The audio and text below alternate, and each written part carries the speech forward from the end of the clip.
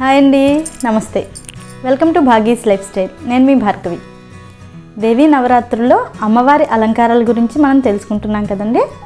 ఈరోజు రెండవ రోజు అలంకరణ గురించి తెలుసుకుందాము. ఆల్రెడీ మనం ఒక వీడియో మొదటి అలంకరణ గురించి చేశాము. ఆ వీడియో మీరు మిస్ అయినట్లయితే ఆ వీడియో లింక్ని నేను కింద డిస్క్రిప్షన్ బాక్స్లో మెన్షన్ చేస్తాను, మీరు చూడొచ్చు. 7 నవరాత్రి మహోత్సవాలలో రెండవ రోజున ఆశ్వయుజ విధియ నాడు అమ్మవారిని శ్రీ బాలత్రిపురసుందరి అలంకరణలో అలంకరిస్తారు. ఈరోజు అమ్మవారికి కట్టు పొంగలిని నైవేద్యంగా నివేదిస్తారు. బంగారు రంగు వస్త్రాలతో అలంకరిస్తారు. ఇప్పుడు కట్టు పొంగలి తయారీ విధానాన్ని చూద్దాం.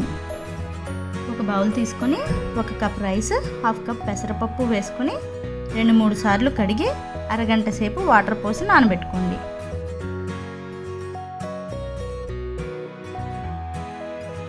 స్టవ్ ఆన్ చేసి ప్యాన్ పెట్టుకొని 4 కప్పుల వాటర్ను పోసుకోండి. ఇక్కడ మనం 1 కప్ రైస్, 1/2 కప్ పెసరపప్పుకి 4 కప్పుల వాటర్ని తీసుకోవాలి. వాటర్ మరుగుతున్నప్పుడు మనం నానబెట్టిన రైస్, పెసరపప్పు వేసి ఉడికించుకోండి.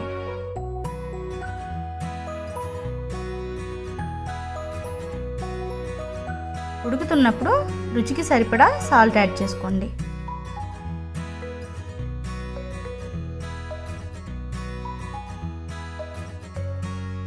పక్కన వేరొక ప్యాన్ పెట్టుకొని 3 టేబుల్ స్పూన్ నెయ్యిని యాడ్ చేసుకోండి.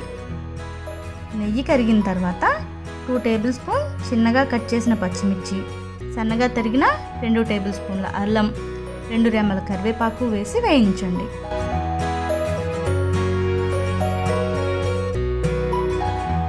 ఇవి కొంచెం వేగిన తర్వాత కొద్దిగా జీడిపప్పు వేసి గోల్డ్ కలర్ వచ్చేంత వరకు వేయించండి.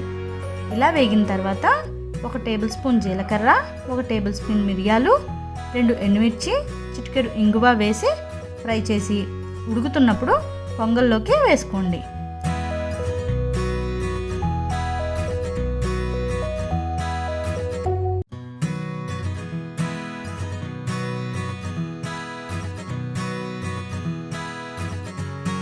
మరి కొంచెం ఉడికిన తర్వాత 1 టేబుల్ స్పూన్ నెయ్యిని యాడ్ చేసుకోండి. ఇది కొంచెం జారుగా ఉండగానే స్టవ్ ఆఫ్ చేసేసుకోవాలి. కొంతసేపటికి గట్టి పడిపోతుంది. అంతే అండి, చాలా టేస్టీ అమ్మవారి ప్రసాదం కట్టు పొంగలి రెడీ. ఇప్పుడు అమ్మవారి గురించి తెలుసుకుందాము. 7 నవరాత్రి మహోత్సవాలలో రెండవ రోజున అమ్మవారిని ఆశ్వయుజ విధియ నాడు శ్రీ బాలత్రిపురసుందరిగా అలంకరిస్తారు. అభయహస్త ముద్రలో అక్షరమాల ధరించిన ఈ తల్లిని పూజించినట్లయితే మానసిక బాధలు తొలగిపోతాయి, నిత్యం సంతోషం కలుగుతుంది. బాలత్రిపురసుందరి అనే పేరు పరమ పవిత్రమైన పేరు. బాలత్రిపురసుందరి ఆవిర్భావం గురించి బ్రహ్మాండ పురాణంలో లలితా సహస్రంలో కూడా మనకు కనపడుతుంది.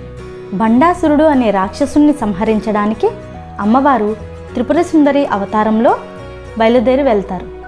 ఈ విషయం తెలుసుకున్న బండాసురుడు తన 30 మంది పుత్రులను అమ్మవారి మీదకి యుద్ధానికి పంపుతాడు. బాలురుగా ఉన్న ఆ రాక్షసుల్ని సంహరించడానికి అమ్మవారు బాలిక అవతారంలో హంసలచే లాగబడుతున్న కన్యక అనే రథంపై బయలుదేరి వెళ్ళి ఆ 30 మంది బండాసుర పుత్రులను సంహరిస్తుంది. ఆ అసురులు సామాన్యులు కారు. ఇంతకు పూర్వం ఇంద్రాది దేవతలను సైతం గడగడలాడించినవారు. అంత భయంకరమైన వారందరినీ అమ్మవారు ఒక్క అర్ధచంద్ర బాణంతోనే సంహరించిందట. బాలగా కనపడుతున్న శక్తికి మాత్రం ఏమాత్రం తక్కువ కాదు. బాల ఆరాధన శక్తి ఆరాధనగా చెప్పబడుతుంది. అమ్మవారిది హంసల రథం. హంస అంటే శ్వాసకు సంకేతం. అమ్మవారిని భక్తి శ్రద్ధలతో పూజించినట్లయితే వారికి శత్రువులను లేకుండా చేస్తుంది, ధనాదాయాన్ని పెంచుతుంది, ఆయుష్ని వృద్ధి చేస్తుంది, ఆరోగ్య బలాన్ని ఇస్తుంది. సాక్షాత్ ఆదిపరాశక్తి. ముల్లోకాలకు సుందరి కావున త్రిపుర సుందరి అని వ్యవహరిస్తారు. 16 వివిధ కోరికలు కలది కావున షాడని అని వ్యవహరిస్తారు. కొన్ని ప్రాంతాలలో ఈ అవతారం రోజున 11 సంవత్సరాల లోపు గల బాలికలకు బాలా పూజను నిర్వహిస్తారు. మీకు ఈ వీడియో నచ్చినట్లయితే మా ఛానల్ను సబ్స్క్రైబ్ చేయండి. మరిన్ని అప్డేట్స్ కోసం పక్కనే ఉన్న బెల్ ఐకాన్ని క్లిక్ చేయండి.